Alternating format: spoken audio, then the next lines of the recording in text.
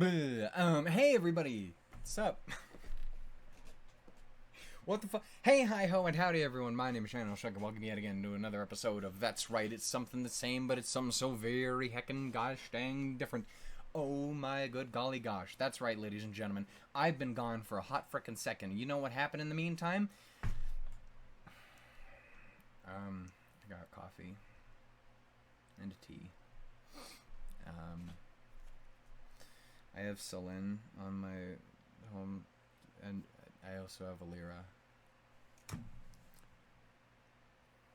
And some other stuff happened too. What things? Mostly depression. But aside from that, also Ruby, which is depression in its own way. And, Homeboy is not gonna make it much easier, I do suspect. Anyway, yeah, point is, fucking Ruby Ice Queendom happened while I was away. Like, it didn't happen, but you know, the announcement of the happening happened with the stuff. Not the happening, Mark Wahlberg, no. What? No! Anyway, point is, yes, while I was gone, dealing with some stuff earlier this year, RT as well as the combined voices of fucking weebdom came together. So it's not weebdom because they're actually Japan, so that doesn't actually work that way. But you know, I will say that the weebs did come out en masse, to varying degrees of good. Anyway, my point is, yeah, fucking, there's a new Ruby show coming, and it's made by Shaft. And that fucking motherfucker from Monica Magica, who's like, hey, do you like fun? Cool. I don't. Cry. That motherfucker. As well as some other talented people as well, but God, the instant I saw his name, my brain just went, excuse me? What? Sir. Ma'am? I don't know. I'm assuming it's a sir. I'm uneducated about Japanese names. Yeah. Or the fucking first goddamn second thing that showed up was Aura Butcher. You didn't gotta do that. That was unnecessary. I'm aware that that is a title. That is very much a man. Shoutouts to him. You monster! Anyway. Point is, yeah, fucking, while I was away, Shaft was just like, hey, what if we did a Ruby show? That's kind of like an alternate universe, but kind of not, also a little bit in a way, but also, like, we really like Ruby, but also here's the guy who made You Hurt a Lot in Monica Magica.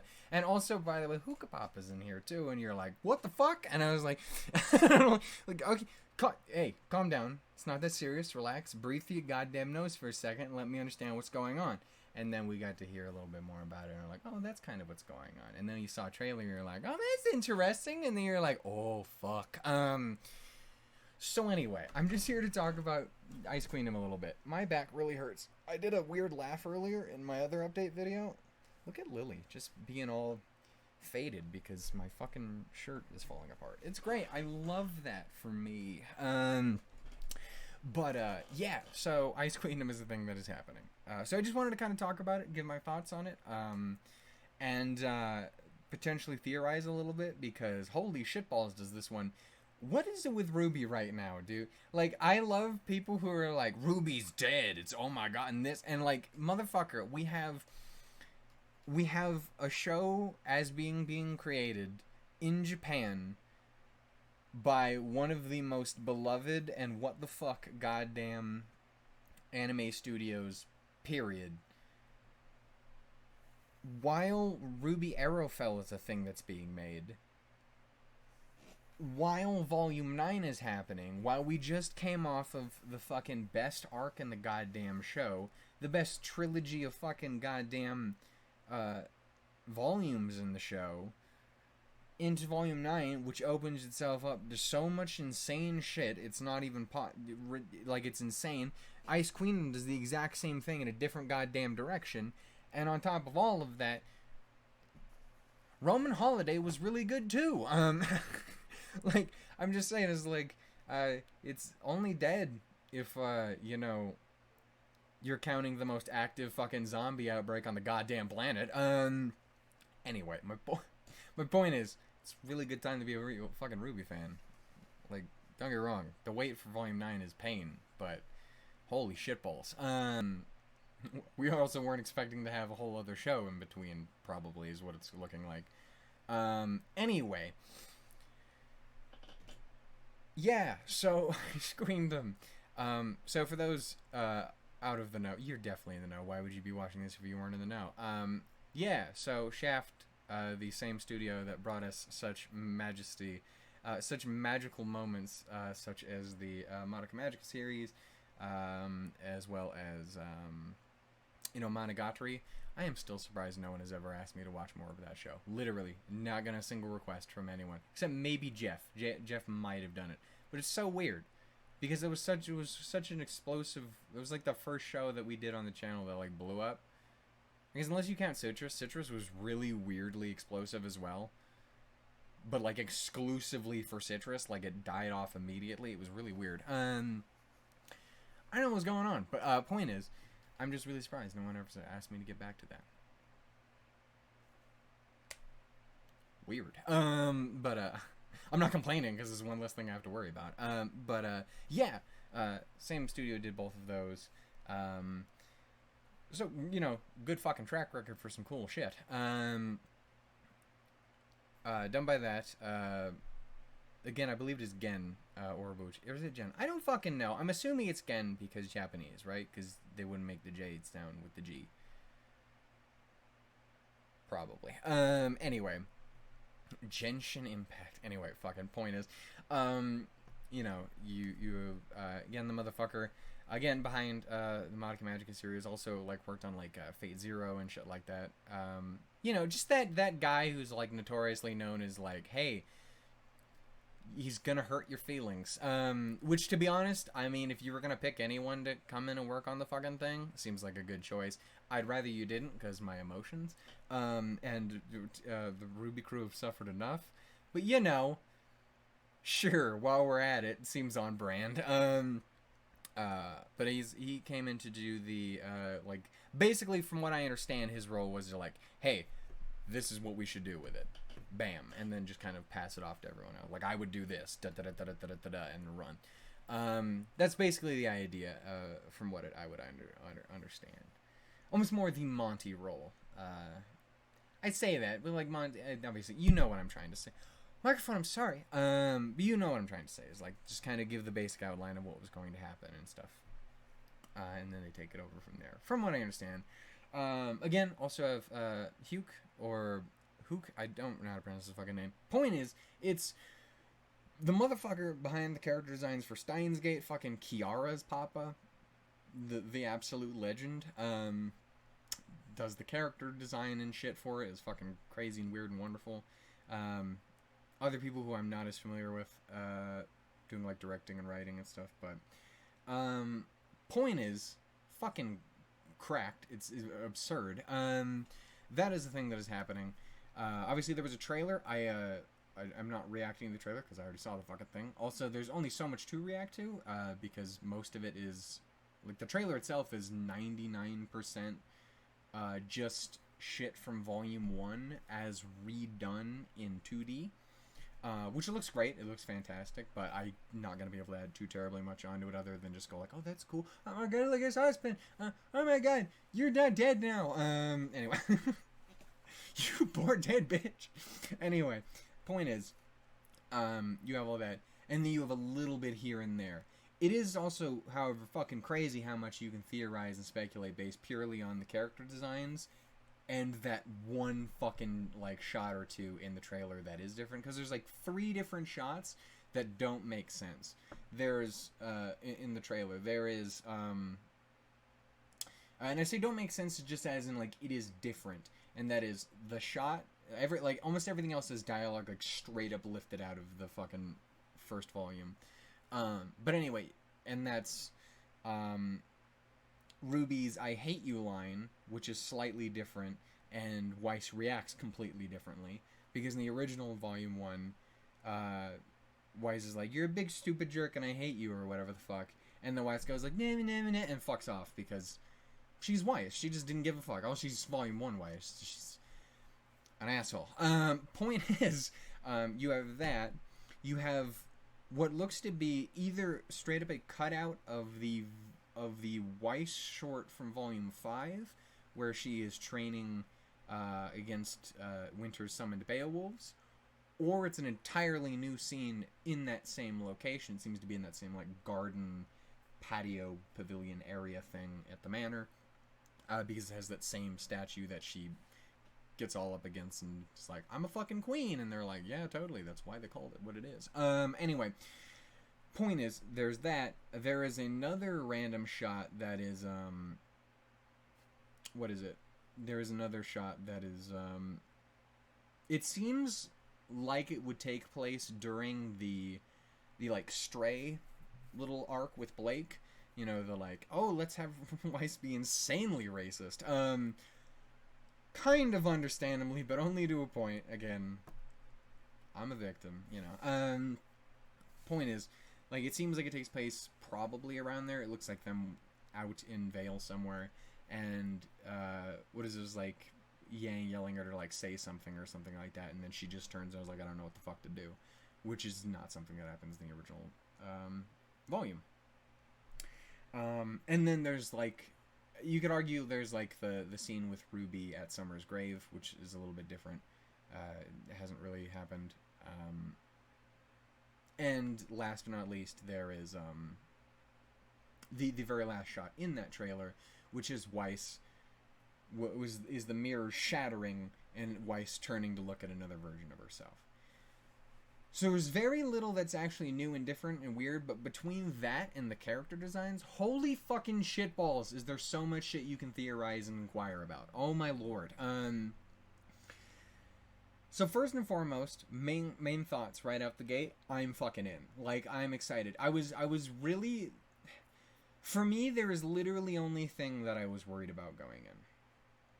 Is one thing I was worried about going in. And that is the fear of any time you're getting an adaptation or a spin-off or anything like that, especially from a different group of people. And obviously, Ruby has worked fucking hard alongside them to like, hey, you gotta kind of keep this in line or here and there, like have your freedom, but like this has to still kind of make sense and feel like Ruby here and there.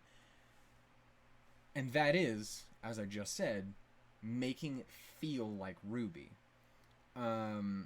Because I don't want a show that doesn't feel like Ruby, because that then don't fucking make Ruby if you're not going to do that.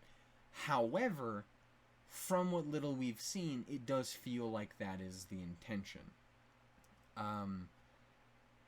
Again, Ruby for me is something really special because nothing makes me feel the same way that Ruby does. It's like Ruby and Pokemon are my two biggest things, and nothing makes me feel the way that Ruby and Pokemon do. Like, there's tons of things that I love. Like, I love Persona 5, and I love fucking Fire Emblem games, and I love fucking KOTOR, and I love all sorts of different shit, and they all make you feel a way, but a lot of the time they make you feel a very similar feeling. Like, a very specific kind of hype that they all kind of share, or whatever the case, or in a specific emotion. But nothing makes me feel, and it's so, like, impossible for me to explain, but nothing makes me feel the specific kind of hype or emotion that a Pokemon makes me feel, and nothing makes me feel the same way that Ruby does. Like, they just have their own specific blend. If, like, when I go ahead and just throw on the Gacha music video for Pokemon, it makes me cry in a way that nothing else does. If I watch fucking anything from Ruby, like if I watch anything from Ruby, it makes me feel a certain vibe that nothing else does, which is funny because, you know, it is a show that is based around the love for other forms of media and art.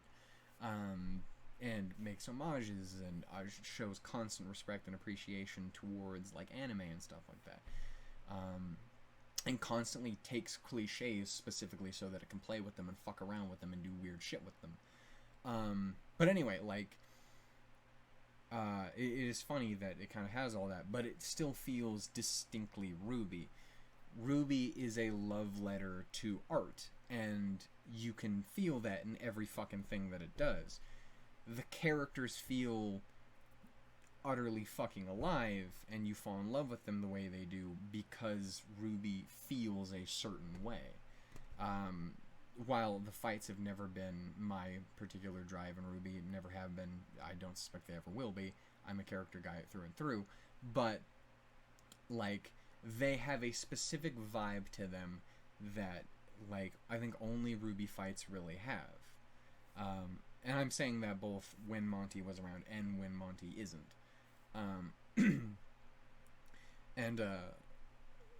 So, like, you know, you have things like this.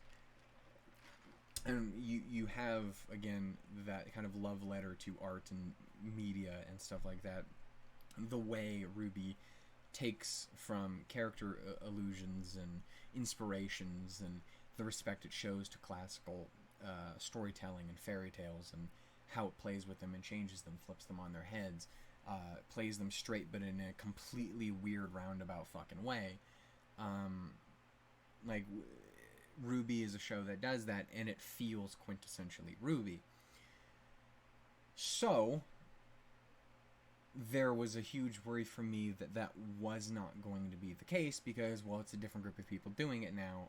Who the fuck knows what that's going to mean for the show and that feel? Is it going to still hold together any of the same themes? Is it going to hold together the same appreciation for art that Ruby has? And, again, only having the trailer really to go off of. And the problem is the trailer as we have it is in 90% like just a straight recreation of Volume 1. But the fact that they're doing that alone gives me confidence that they will. And I think the other big thing is, and it's such a simple thing, but it's Weiss. It's their use of Weiss to approach this alternate take on things, this other angle that they're going for. The fact that the trailer ends with Weiss, with the mirror shattering and it being Weiss looking back at herself again, that alone made me go, okay, so you understand the fucking show. You understand the characters, you understand what we're doing. You get it. You at least have a decent idea of what the fucking point was in the first place. Like, you understand why the character illusions matter in the first place.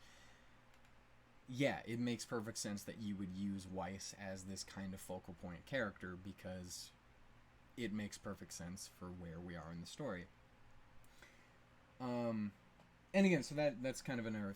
That is the biggest thing I was worried about, that they were going to deviate from that. And obviously there will be deviations. I highly expect that not character motivations, but characterization itself will be different in ways, because when you're dealing with an alternate world where shit is happening in different fucking ways, that's going to fundamentally change people. If character development does not progress in the same way that it did, obviously characters are going to be different. Like, again, obviously just playing with Weiss alone, it gives a real fucking, like, Weiss is a villain fucking antagonist goddamn impressions, doesn't it? Like, really, like, ooh. You're not gonna fuck shit up, are you, baby girl?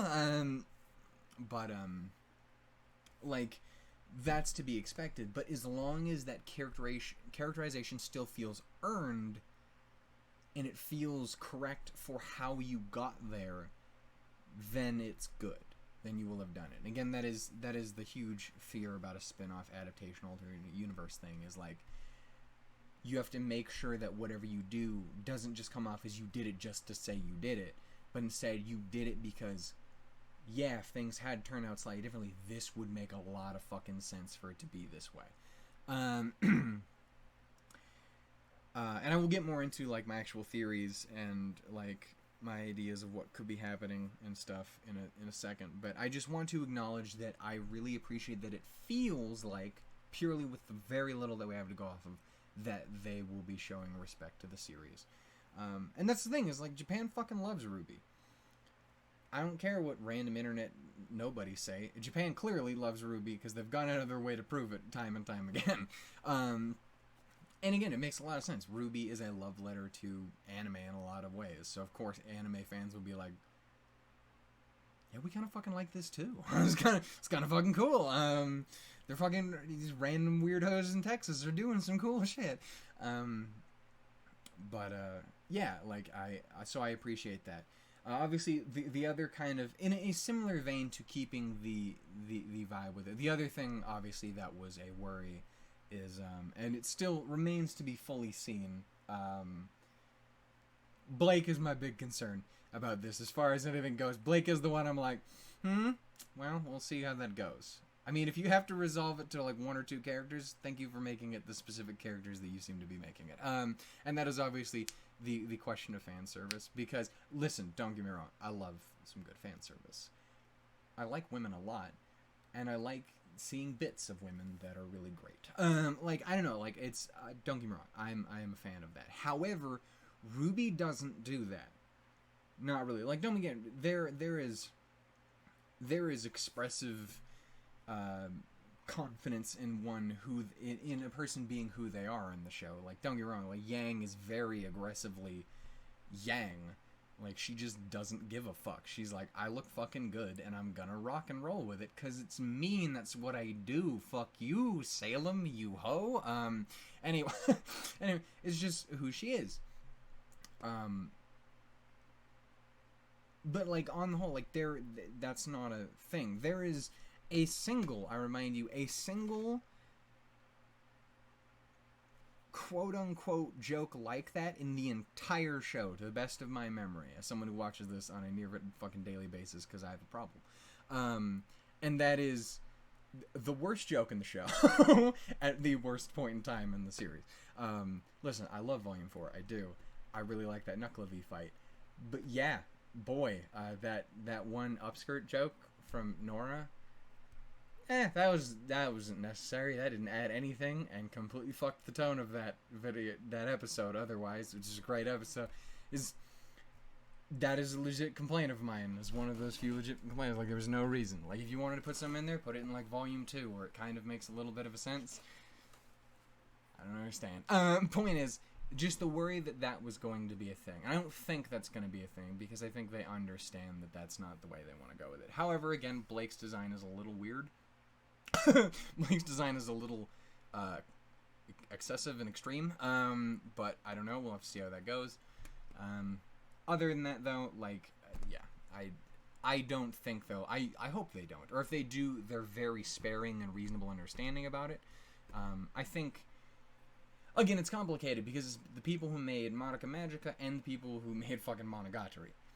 Those are two very differing fucking things when it comes to their level of fan service. Madoka doesn't do that. Madoka is much more focused on going like, hey, existential crisis. And Monogatari is more like, let's just fucking do whatever. But also, Monogatari is an adaptation of something, whereas as far as I remember correctly, Madoka Magica was entirely an original thing. So I have decent faith that they're going to remain true to the nature of the show, which is like not really playing on that. And again, it's not to say we don't have sexy motherfuckers in RWBY. Holy shit, have you seen Ambrosius? No, I'm just saying, again, RT made them body pillows, and I'm just saying, if you think for even a second I would hesitate if there was a Weiss, Winter, Penny, or Neo fucking body, but you're out of your goddamn mind. There would be zero hesitation from any 4 of them. Point is,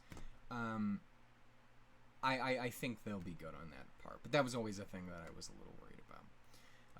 But again, on the whole, I think they're going to do respect to the series and justice to it, and I appreciate that. So, now that we got the kind of like initial thoughts out the way, what the fuck is gonna happen? Obviously, we have a little bit of information here and there. Things like, obviously the really cool thing, it's kind of really interesting as well, is again, the voice acting situation of the whole thing. It's interesting going from a show that is originally English first and then dubbed into Japanese later to the dub cast now becoming the kind of de facto fucking OGs for this, and the original English crew now doing the dub for it, which is it's cool and interesting to see it flip. I still love I don't remember her name, but the voice actor for Blake in the thing is like her little comment when she was like interviewed or whatever. Her little comment about the thing was like, it's really fucking weird, man. I've always been working with fucking Aaron's voice in the background, and now I don't have that to work off of. And I'm like, okay, shit, that's weird. which is funny because I feel like a lot of the time they would normally be doing the OGs, but because of the specifics of the series, it's kind of interesting to see how that works. But anyway, yeah, so we have the kind of reverse of it all there. It's going to be really interesting to see, because I know, obviously, people have talked about before in the past, like, how they would potentially change around how they would do performances in early RWBY in particular, especially since, like, again, a lot of them weren't really voice actors when they started, or were very fledgling and stuff like that. Like, Kara was a fucking receptionist. Like, Monty was just like, hey, you want a job? And she was like, I'm busy yelling at people in the fucking lobby. What do you want from me? And then she became Weiss, and, you know, she became best girl. We love Kara. She's so great. Anyway, and yeah, like, Lindsay was a video editor, and obviously Lindsay's gone on to do more voice acting stuff in general since then. I believe she's even been in some actual dub shit, right? I know Michael had been. You know, he was in fucking Fairy Tail and shit, and I don't know, I feel like they did. I don't know. Fucking point is, Lindsay's great, we love them.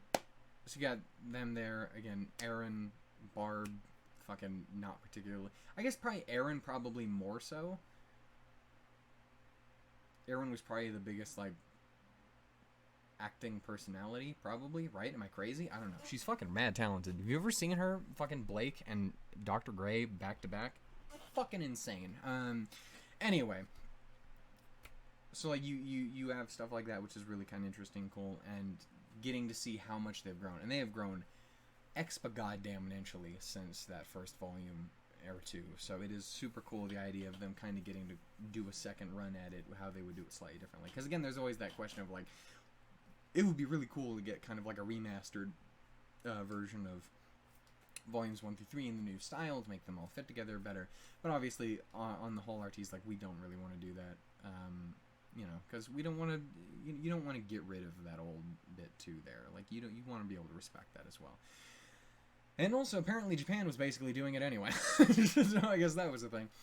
But anyway, it's kind of cool to have that be the case. But yeah, like it's crazy to see how they've grown. So it'll be really cool to see, like.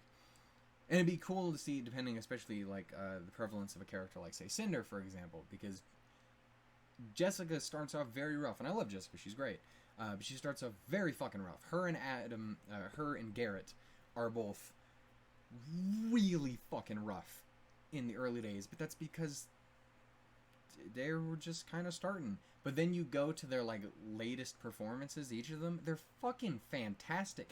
I adore fucking Garrett's performance in the Blake and Yang versus Adam fight. It's so fucking good. He's just fucking running with it. Like, he owns that fucking performance.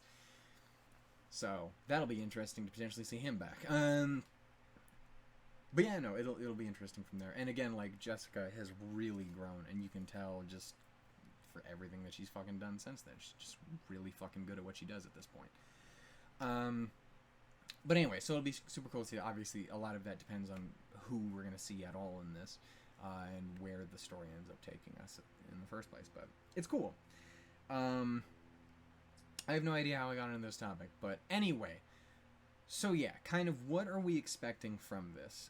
I'm actually going to pull up the designs, the Ice Queen designs. Just so that I can have another look at them. I've been thinking about this a fucking lot as of late, so I don't really need the refresher, but I'm going to put them on anyway, just because, yes, I'm going to put them on. I'm going to do the cosplay myself. But just because I think they're cool and I want to look at them. But anyway, put that over there. No, it's so small, I can't see it. Anyway, we'll do that. Yeah, so that's how I got on here with the stuff we knew. So anyway, the dub thing, which is kind of cool. The other things we know is, I know we don't know how long it's supposed to be. We don't know if it's like a single core or a 2-core, or if it's just a whole fucking series they're going to want to keep running with, or like what they're going to do with it. We do not know. The only thing we do know is that the first 2 episodes will be kind of the recap episodes of Volume 1 and 2. So apparently 2 is going to have a little role to play in it, though we didn't see anything from Volume 2, it seems, in the trailer. From what I remember, there's like fucking nothing in there. So there's that.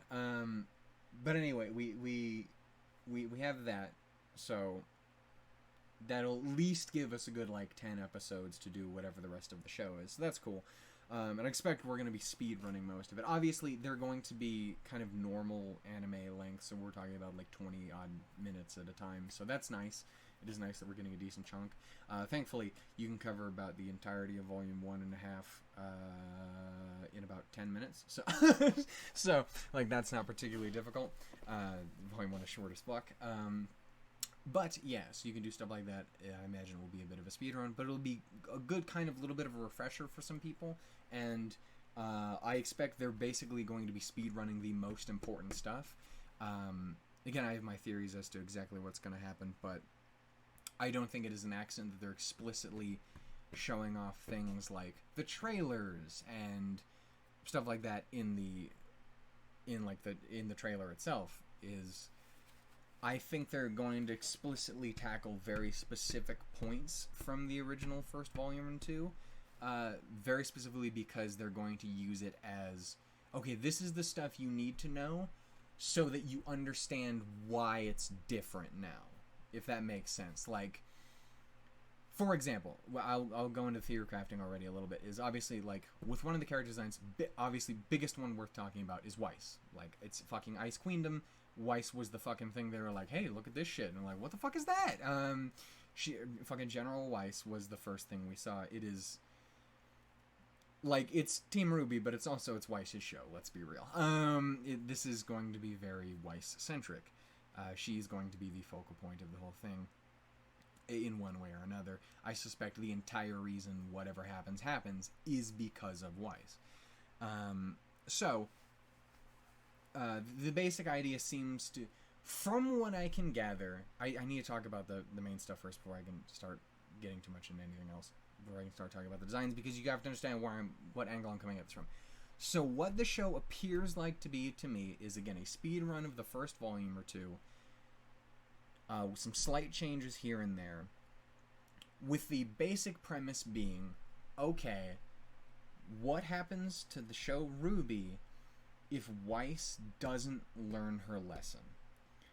What happens if Weiss doesn't get the character development that she gets in Volume 1?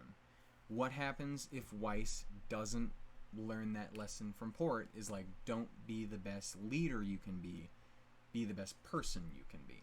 What if she just doesn't fucking get that? What if that doesn't sink in for one reason or another? And then from there, the impression I get is, especially with the other thing that I want to talk about in the kind of like little bit of information they talked about beforehand, is I don't remember who it was that wrote the post or whatever, but it was someone from RT. That was like, hey, we're kind of not looking at it as an alternate universe as much as canon adjacent.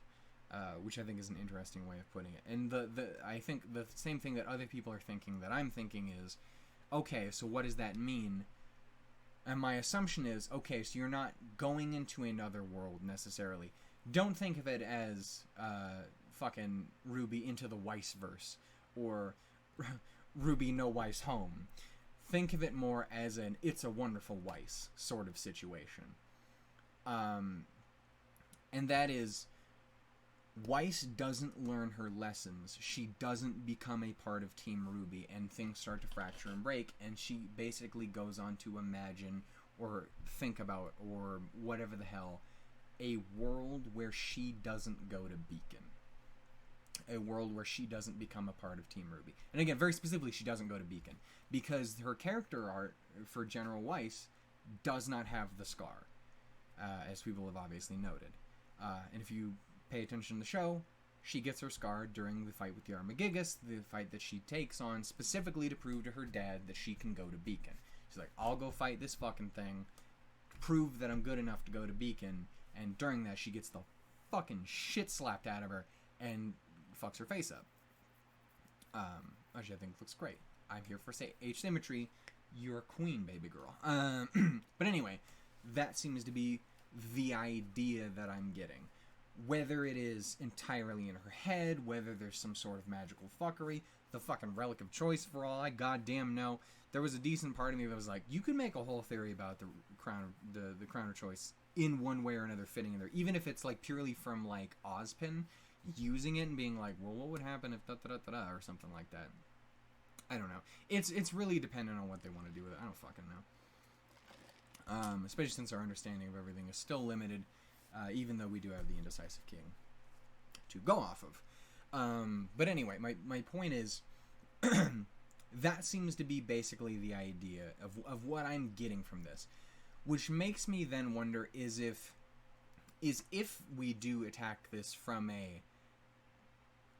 we should treat it more like its own thing, or if you should view it from I don't want to spoil it too much, but from on the topic of our dear sweet hookah papa, from a Steins Gate Zero perspective. Instead of being like, oh, this is one universe and this is another universe here, think of it more like da-da-da, and then back onto it.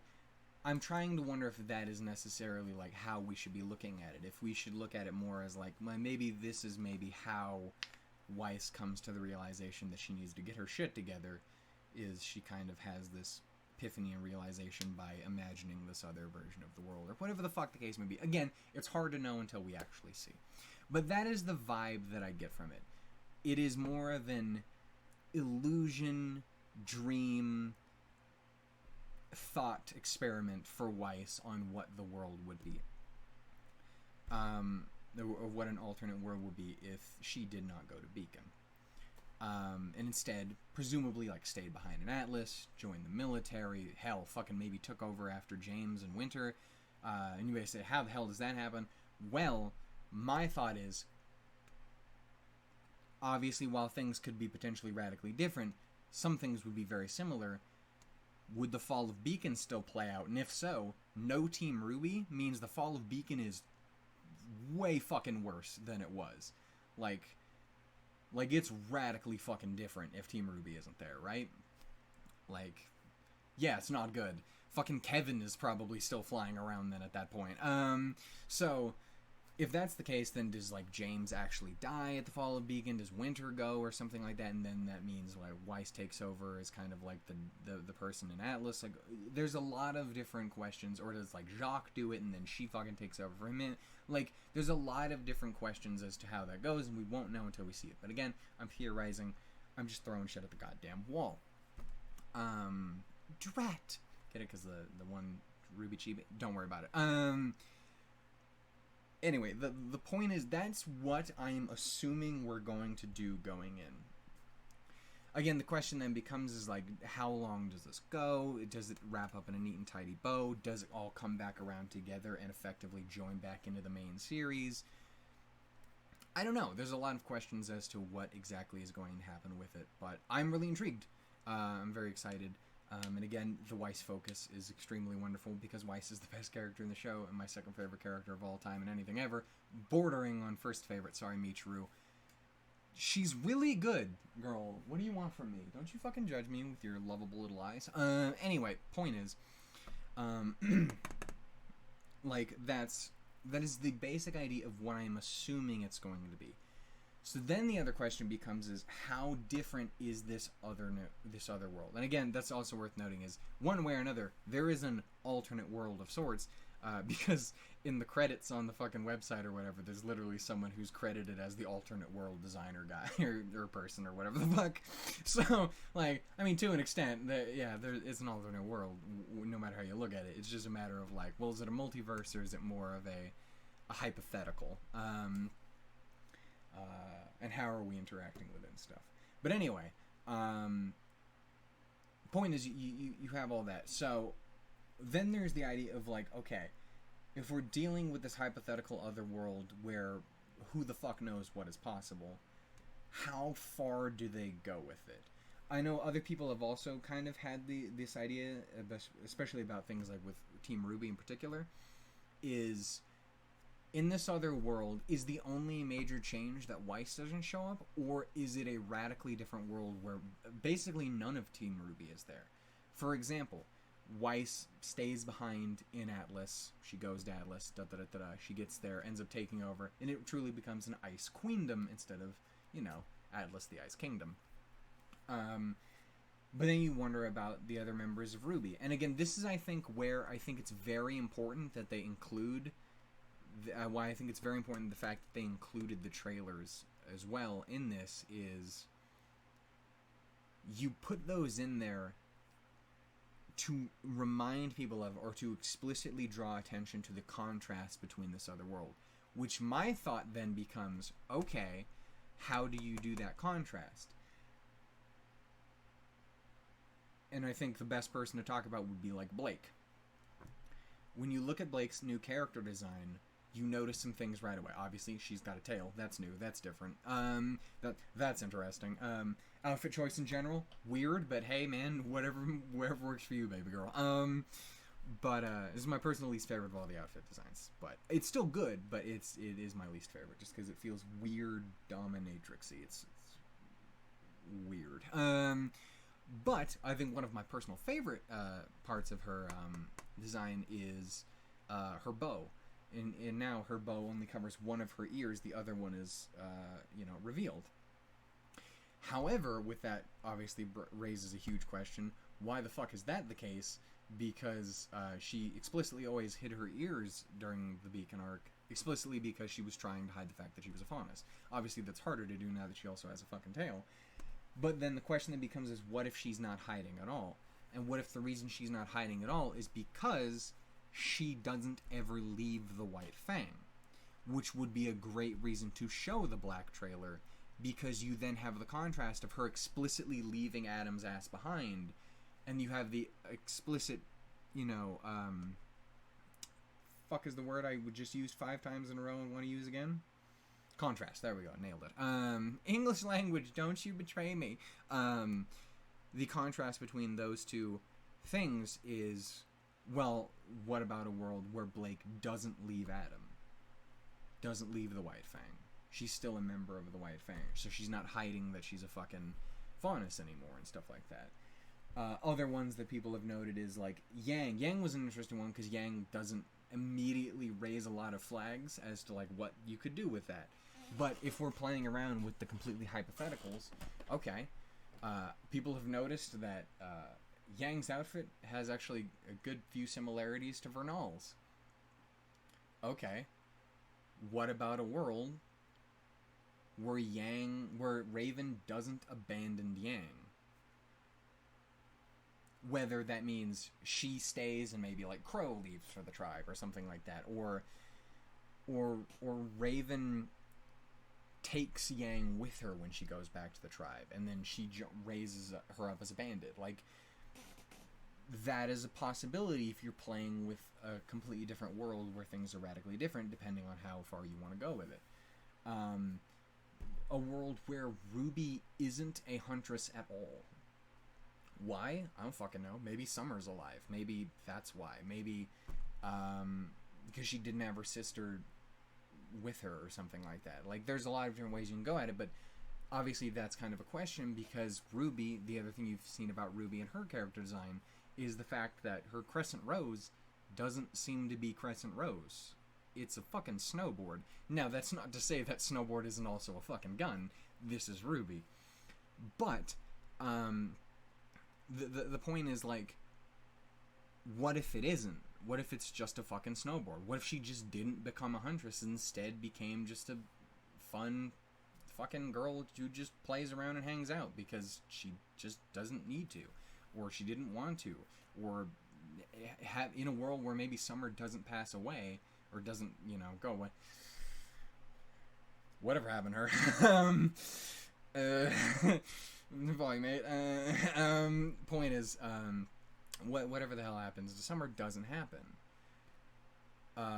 And that's just Team RWBY. And, like, obviously, a lot of that is just random guessing and throwing shit at the wall. But there's things that lead to that feeling like that would make sense maybe as a possibility.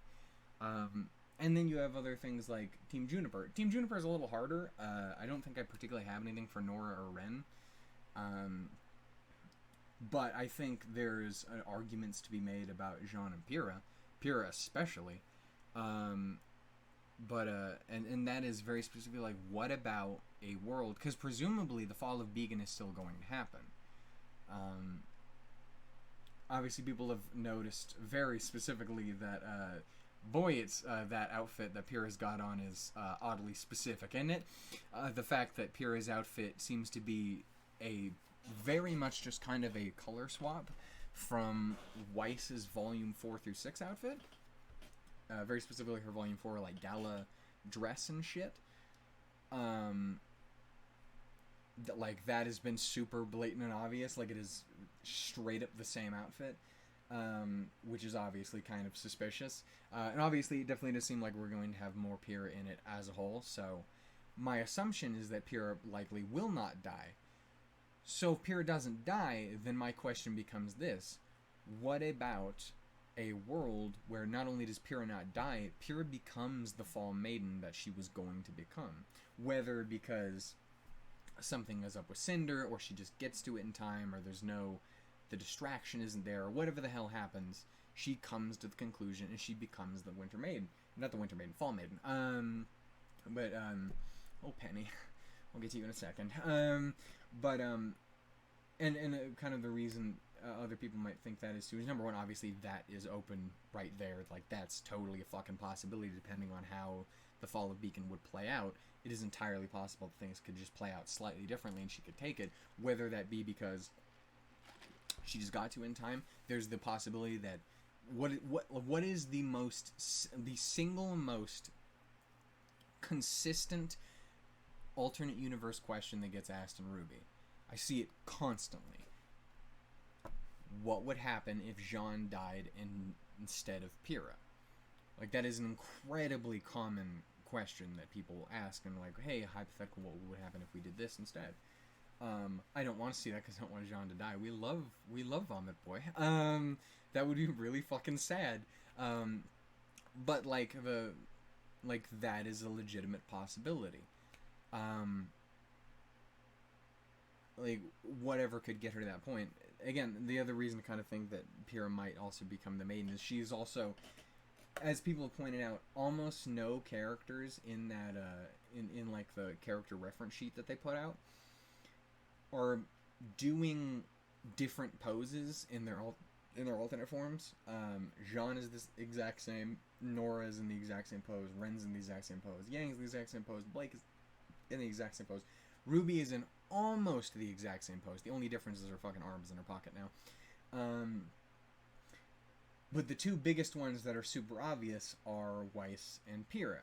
Weiss has got her little, like, I'm a bad bitch vibe going on, too. I'm a bad bitch thing going on. So you have that. And then, again, very much fitting of their seemingly radically different tone. And Pyrrha, who has a completely different pose. Instead of her, like, triumphant hello again, she has, very specifically, as people have pointed out, the same sort of, like, almost angelic fucking holy fucking floaty shit that Cinder has during her fight with Pyrrha. Which obviously, again, have people questioning, was like, do you do a version where Pyrrha either beats Cinder or whatever the fuck and becomes the Fall Maiden in earnest?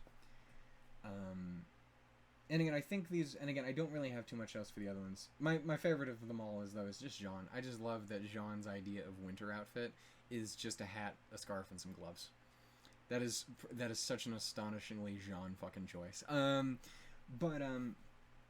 Yeah, like, it's, I don't know, it's you lend yourself to a lot of different possibilities with doing this. And again, that's not talking about like any of the other characters you could do radically fucking different things with.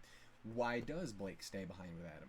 Is this a world where Adam isn't a dick and is in fact the character that every incel on the planet thinks he is? Like is actually kind of decent person, more CyanoCon, less Hitler.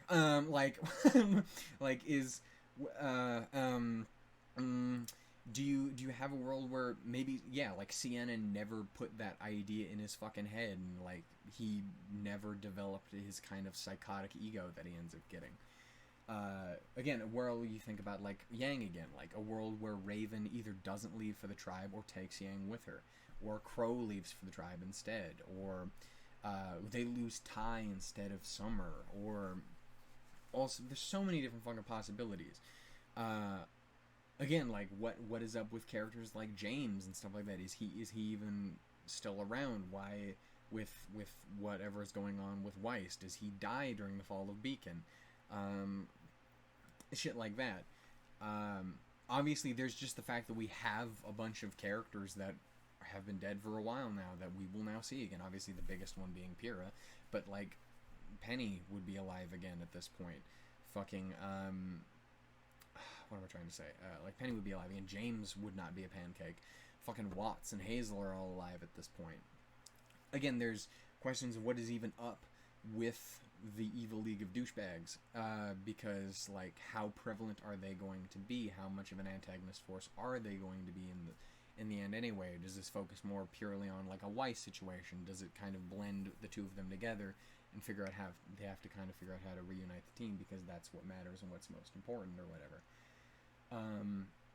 Like, I don't know, it's a lot of interesting questions. Like how far do you go with the hypotheticals? What if you end up in a world where Ozma isn't the one who dies? Salem is, and Ozma goes on to do all the fucked up shit. Like, how the fuck would that be? You go to this other world and you see fucking Salem as, you know, the headmaster at Beacon or something like that. Like, you have stuff like that. Again, characters like Leo are still alive. Would that mean that he would even still be evil? Is Cinder around? What about a world, probably the other biggest AU to come out of, especially Volume 8, is like, what about a world where Cinder doesn't kill Rhodes? Or like, either, you know, like doesn't end up with Salem. Like, she becomes a Huntress, whether Rhodes takes her in, or whatever the fuck happens, like, that just doesn't play out the same way. Like, it's one of those things where we just don't really fucking know.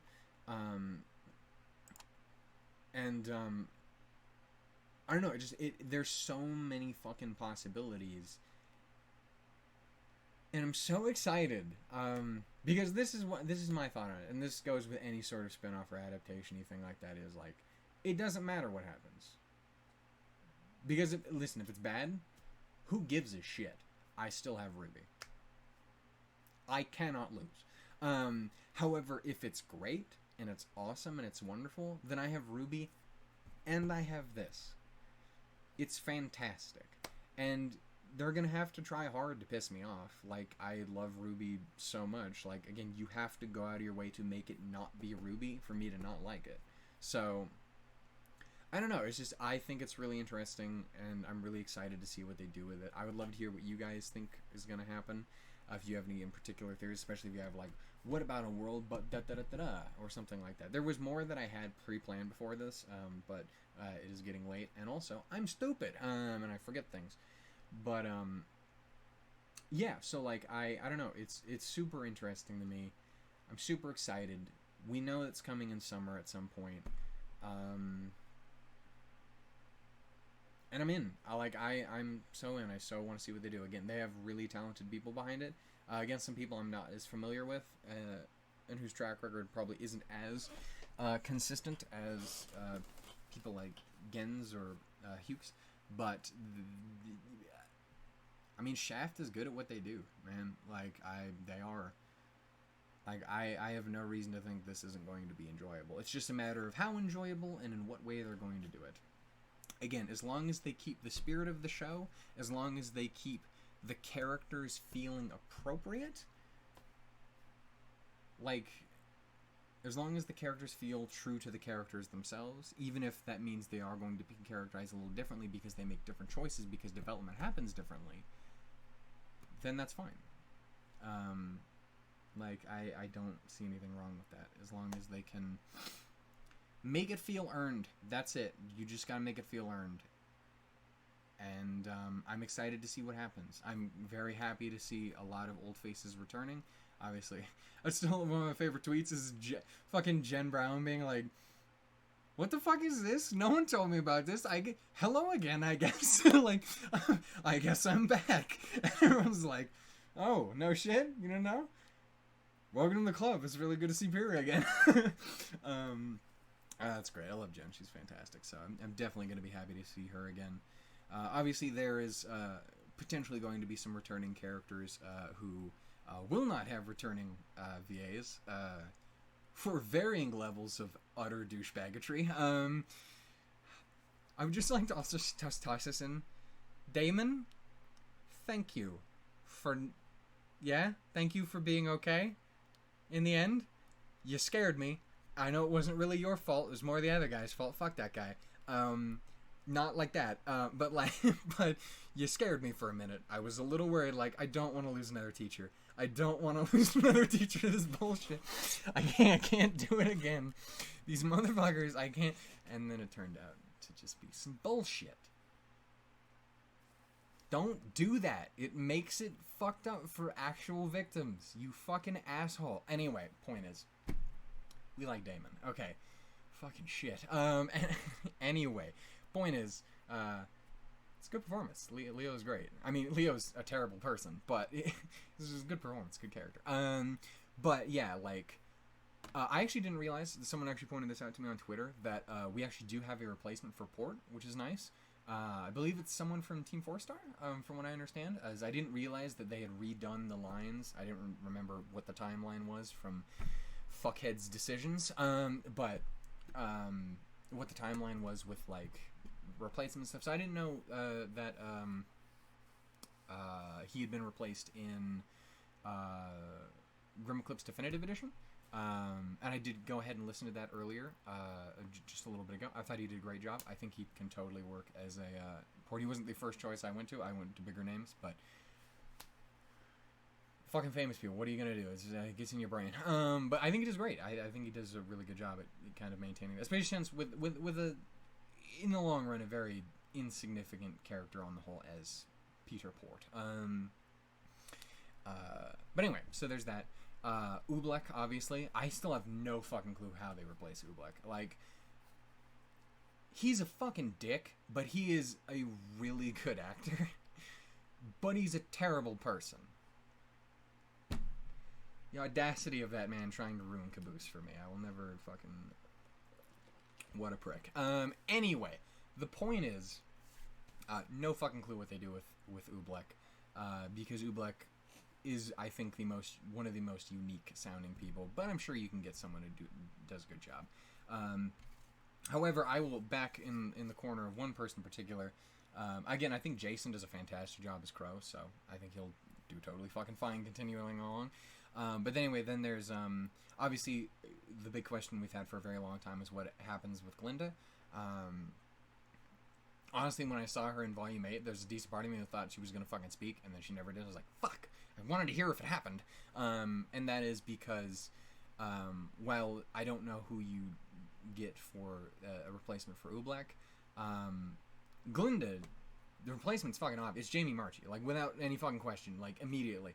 Because she's literally already said that she would do it. I still remember coming across that on Twitter that one day. It was like, hey, if you ever end up having to, reclass Glinda because of everything that happened, like, just, I would recommend Jamie Marchi. And Jamie's like, I would totally fucking do that. Are you kidding me? It's like, dude, when, where, how? Let me do it. I was like, yeah, totally. She would totally kill that. Like, think of her voice in Glinda. It's fucking perfect. Plus, then we can get the duo. We can get Painting and Stalking in there together. We can get the whole goddamn gang, because Garterbelt's already, well, not in it anymore. You poor burnt to a crisp bitch. You and your fucking mustache. But anyway, yeah, so, like, that is an obvious fantastic choice, and I really do hope they go that route. But who knows? Who knows what ends up happening? In the end, we don't even know how fucking relevant any of those characters will be. Who knows how relevant any character is going to be outside of, like, the main 9 or 8. It's going to be weird having one without having, like, no Oscar, though. Or likely no Oscar, at least. That's going to be weird. Yeah, man. I don't know. I'm excited. I'm really excited. I want it in my pocket and in my mouth. I want Weiss in my... Anyway, let's move on. I think I'm going to go ahead and end it there. Thank you for joining me for this rambly, holy fucking shit balls, Ruby, oh my goodness. And again, I didn't talk about anything about, like, other stuff. Because, again, fucking Arrowfell is still coming, presumably this year. Fucking Volume 9 is still coming this year. Jesus Christ. Again, we just came off of the Atlas arc, which is the best arc in the goddamn show. The past 3 volumes are the best 3 volumes in the fucking series without even a second's hesitation. Fucking... The possibilities are endless in both this and in fucking Volume 9. And we just came off of Roman Holiday, which was absolutely fucking fantastic and such a goddamn welcome addition to one of... a character who everyone already loved, but then you actually give that character, like, a whole backstory and personality. You're like, oh, Neo's, like, one of the best characters in the entire series. Okay, she's fantastic, actually. She is legitimately fucking amazing. Which... I totally forgot. That was my other, that was my last big, like, fucking, oh shit, potential, like, what if for the world. The only thing that I have against it is it would potentially weaken a moment in the show proper, because I would rather have it happen in the show proper and then happen in Ice Queendom or something like that, but I'm pretty sure this is going to come out before Volume 9 does, and we probably wouldn't see it happen in Volume 9 anyway. Probably more like a Volume 10 thing if it did ever happen. But that would be, like, imagine this other world, that same sort of scene plays out from episode 1 of Ruby Rose, where, you know, she's in the dust shop or whatever, and again, potentially would be obviously a little different because if she wasn't a huntress or whatever, but you know what I'm trying to say is, like, that same scene plays out, but instead of Roman Torchuk walking in that door, a little ice cream bean walked in, and you just hear Casey Lee Williams' voice. And you just lose your fucking mind. Like, I feel like that would be lost on the Japanese audience, which would, you know, be a bummer. But, like, but for us, like, that would be like, holy fucking shit. Like, a world where trivia never becomes Neo. Or a world where fucking she can just speak. She might still become Neo, but, like, she can speak. She just doesn't have... She's not mute. Or something to that effect. Though, again, I think if she could speak, Jimmy and Carmel wouldn't be as dickish as they were. They're still fucking terrible people. Jimmy and Carmel are the fucking worst, but, they wouldn't be as bad. Probably still dead, though. Like, I was probably gonna catch up with them one way or another eventually. But they wouldn't have been so psychotic to their child. God, she's such a great character. Anyway, please read that book. I'm borderline spoiling shit. Just read it. It's so good.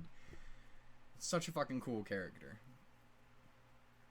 But yeah, like, you could literally have a world where, like, where Neo doesn't exist and Trivia Vanille shows up. And you're just like, who the fuck is... Wait a minute! Baby girl, I know those eyes. What the fuck? Or a world where Trivia is still around and Neo is still around. Like, that Neo. Like, she still has her imaginary friend the whole time. So it's just Trivia normally, but she's got fucking Neo fucking shit up in the background because Neo's a fucking maniac. I need to read that book again. That's so good. That fucking scene where Carmel just fucking slaps the shit out of Neo is wild.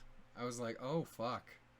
Why was that so real in this weird thing based on a cartoon about an imaginary character? That was weird. Fucking poor Neo, man. Anyway, I love that fucking character. Please redeem her, don't get her killed.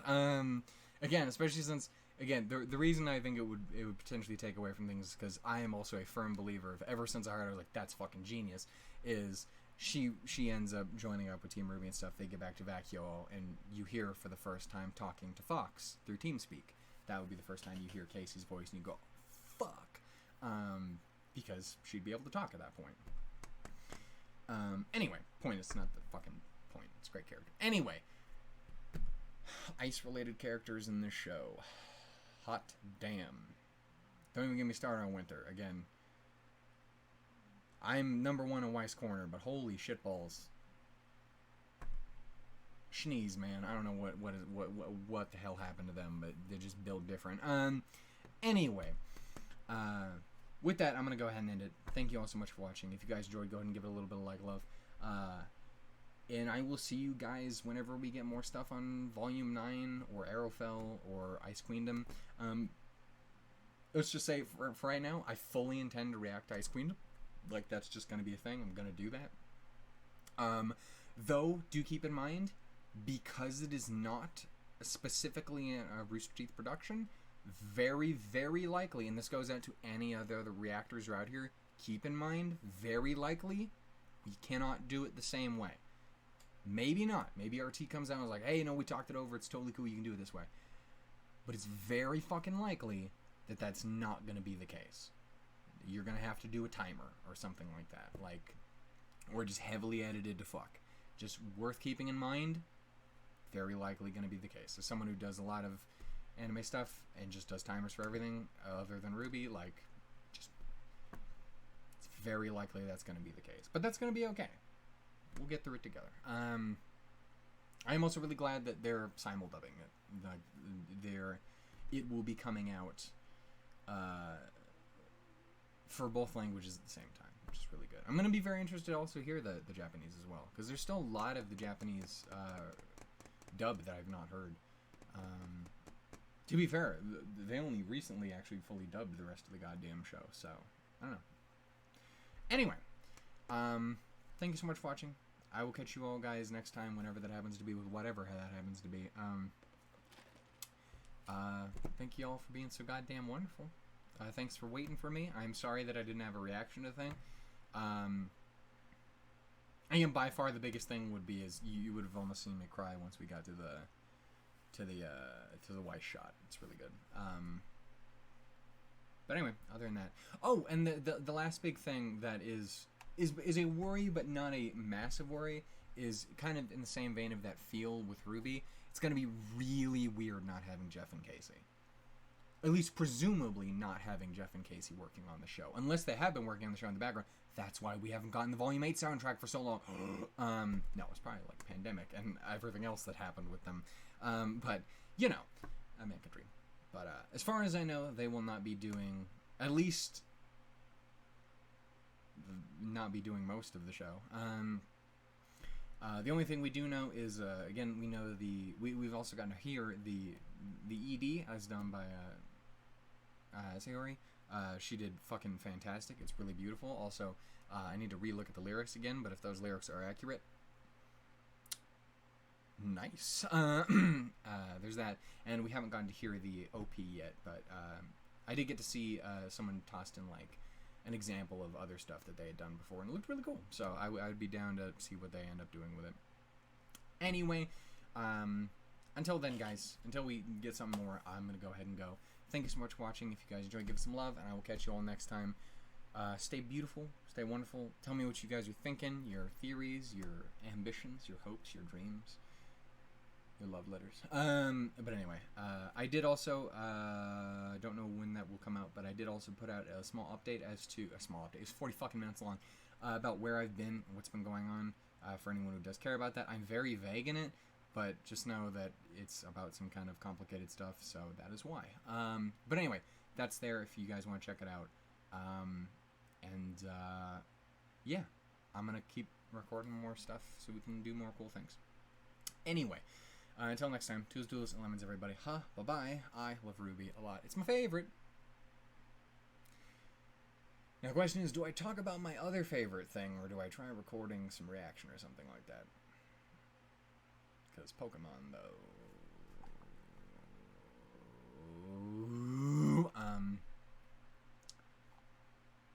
I like Weiss. Marry me.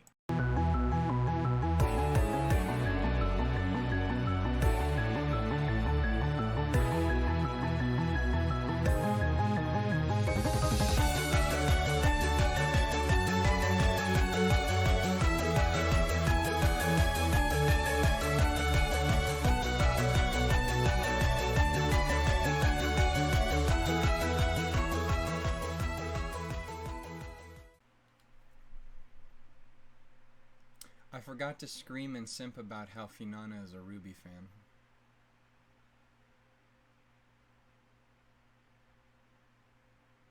Get that shit, fish. Utter fucking queen.